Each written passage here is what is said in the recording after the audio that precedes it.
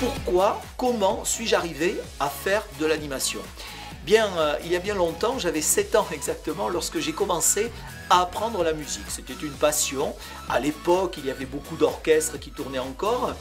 Et j'ai vécu les toutes premières années des discothèques mobiles pour animer ce qu'on appelait les bals publics dans les salles des fêtes. J'ai connu le début de tout ça. Vous, certainement, cette passion n'est pas arrivée par hasard. Vous avez eu quelque chose qui vous a permis d'avoir un déclic.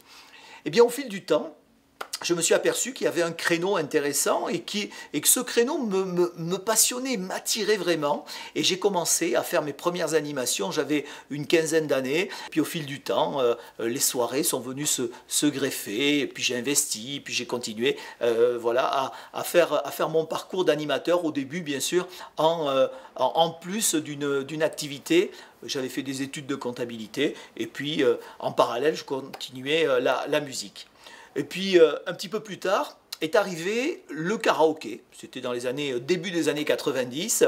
Et ce karaoké m'a permis de me lancer, mais complètement dans l'activité d'animation à temps plein, puisqu'à cette époque-là, j'arrivais à faire 6-7 soirées par semaine, quasiment tout au long de l'année. Et puis au fil du temps, j'ai fini par, avec des rencontres, faire des animations de spectacles avec des vaches headlandaises. Par la suite, j'ai développé des activités d'animation commerciale qui sont arrivées un petit peu par hasard et par opportunité.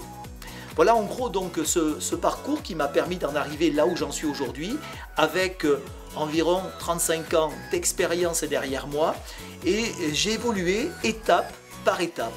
J'ai évolué en rencontrant des difficultés, comme tout le monde, en améliorant les choses que je n'arrivais pas à maîtriser avec le temps. J'ai réussi comme ça à apprendre énormément et je vais partager cette expérience avec vous et surtout vous faire gagner du temps.